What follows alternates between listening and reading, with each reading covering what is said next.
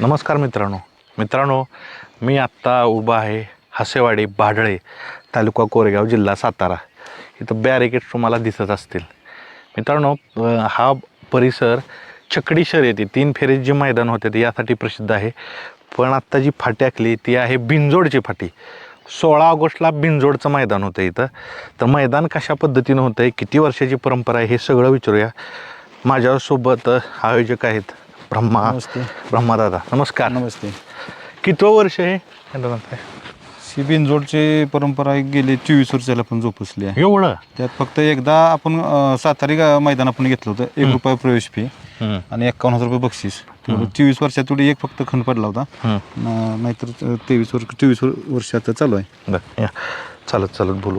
आता बिनजोडच मैदान का घेताय? जसं मी प्रस्तावनेत सांगितलं की इथं छकडी शर्यत 3 फेरीचे मैदानं जादा होतात. त्याचं कारण असं आहे की ज्यावेळेस आपल्या घाटावरती मैदानं आपली छकड्या शर्यत होती ती परंपरा आपल्या घाटावरती कंटिन्यू चालूच आहे. काय तर वेगळं काय तर असावं म्हणून ही बिनजोड स्पर्धा आपण आयोजित सगळ्यांच्या विचारानं आपण नियोजन केलेलं आहे. बरं, आता थोडं मैदानाकडं वळूया. 2 फाट्या महत्त्वाच्या फाट्या. तर कसं अंतर असणार आहे, लांबी किती आहे 2 फाट्यामधली? सर्वसाधारण 1000 फूट पल्ला ठेवला आहे आणि आतल्यात आपण 15 फुटाचा गॅप ठेवलेला आहे. रुंदी याने की गाडी झुगारली तर आतल्यात सावरा यावी छकडा मालकाला, ड्रायव्हरला. त्यासाठी त्याचं नियोजन ठेवलेलं आहे. आता बॅरिकेड्स दोन्ही साईडनं बघतोय, किती फुटापर्यंत बॅरिकेड्स असणार आहे? 800 फूट दोन्ही साईडनं बॅरिकेड आहे. 800 फूट आणि खाली 200 फूट मी ताल घातलेला आहे तिथं. मुळात हा मुंबईचा बिनजोड शर्यत प्रकार आहे, मोठ्या प्रमाणावर प्रसिद्ध आहे. आसपास थांबण्यासाठी जागा आहे का, किंवा अडथळा जनस्थिती वगैरे सगळ्या गोष्टी हे सगळा पायबंद केलेला आहे का?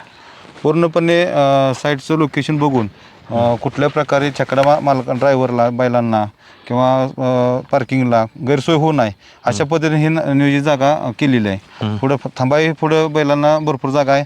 पार्किंगसाठी खाली जागा चांगली आहे. साईडला कुठली विहीर नाही, कुठला नाला वगा नाही, असं कुठल्या पद्धतीचं काही नाही अडचणीचं.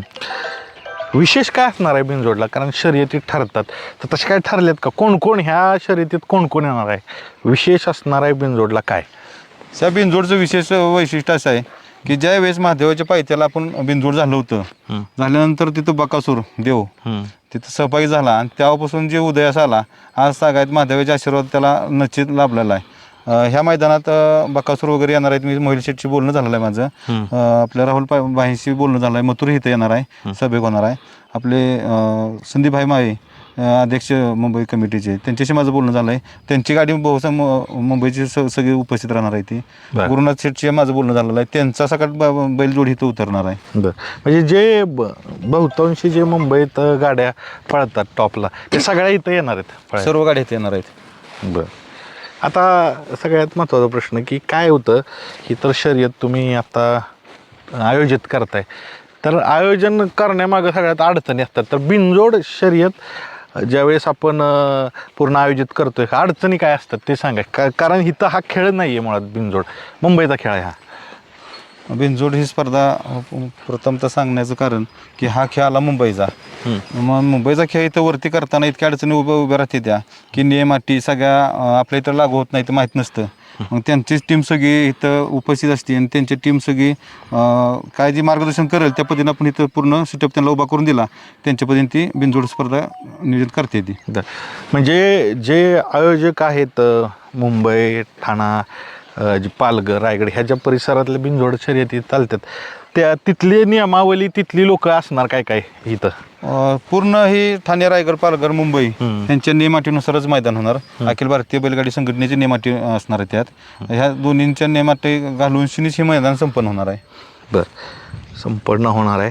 आणि आता काय मैदान तर आयोजित होत आहे. सगळ्यात महत्त्वाचं ही आत्ताची जर स्थिती पाहिली तर पावसाची स्थिती असते सगळीकडं. मुंबईत तर मोठ्या प्रमाणावर पाऊस पडत असतो म्हणून इकडं घाटावर बैल येतात.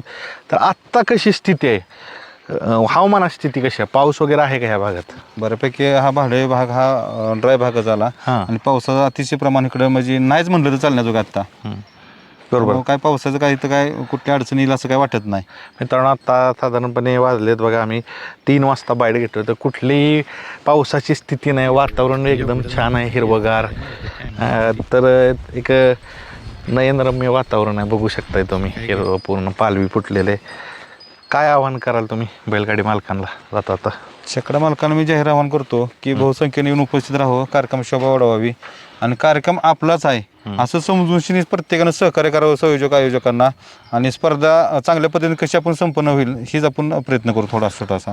पहिली बिनजोड शर्यत किती वाजता पळेल? कारण कसं लोकांचा सहभाग होतो आणि ही बी तक्रार असते की मागं काय काय गाड्या उभ्या राहतात ज्यावेळेस बिनजोड शर्यत असतात, तर किती वाजता चालू होणार आहे? सर्वप्रथम सांगायची माझी इच्छा अशी होती की छकडा मालकाने आपापल्या शर्ती जमवून याव्या त्या आणि आपली जोड जमल्यानंतर खाली जाऊन शिनी न हुडकता बाबा आपल्या सिरियलप्रमाणे शर्ती सोडाव्या त्या. आणि सकाळी बरोबर 9 9:30चं टायमिंग देतोय की शर्ती तिथून चालू होतील आणि तशा पद्धतीचं नियोजन बी झालेलं आहे. एक 10वी शर्यत 9 9:30ला चालू होणार का तर होणारच आहे इथं. बरं मित्रांनो, जसं त्यांनी सांगितलं की 9 9:30 वाजता ही बिनजोडचं मैदान सुरू होईल आणि शक्यतो जे बैलगाडी मालकांना कुठला त्रास होऊ नये म्हणून त्यांनी लवकर चालू करण्याचा निश्चय केलेला आहे. जाता जाता सगळे बैलगाडी मालक समजा हा व्हिडिओ बघत असतील, ह्या मैदानात काय यायचं कारण काय सांगाल? ह्या बिनजोड शर्यतीत सहभागी का व्हायचं?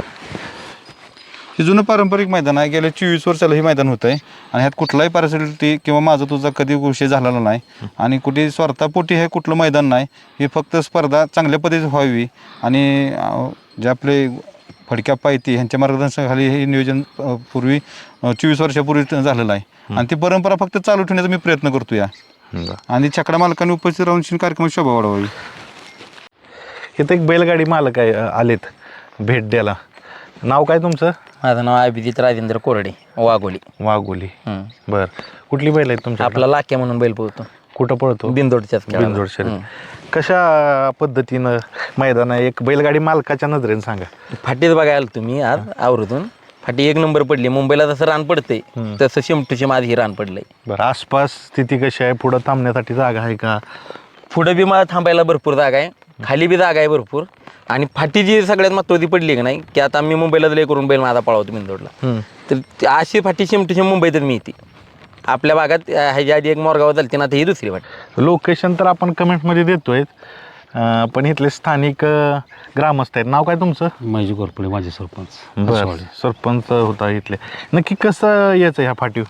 आज बोलायला आम्हाला एक आनंद होतोय की आमचे छोटेसं गाव आशिवाडी, त्या गावात आज परंपरेनुसार पहलवान ज्याच बिनजोडचा अड्डा भरवतात, तर एक आमच्या गावाला एक अभिमान वाटतोय की आमच्या गावाचं नाव राज्य पातळीवर नाही देश पातळीवर असतं आहे. बरं. आणि त्याच्यासाठी आमच्या गावानं पूर्ण सहकार्य आम्हाला पहिल्यापासून त्यांना असतंच. बरं. तर आज जर इथं जर आपल्याला यायचं असलं तर वाटारपासून एक 12 किलोमीटर ते हाशिवाडी, डिस्कळपासून 12 किलोमीटरलाच हाशिवाडी. म्हणजे दोन्ही बाजूला रस्ते व्यवस्थित आहेत आणि कोरेगाव मार्गे सुद्धा आहे, सातारा रोड मार्गे सुद्धा येण्यासाठी रस्ता येते. त्यामुळे येण्याची कुठलीच अडचण नाही आपल्याला. मध्यवर्ती ठिकाण कुठला इथला?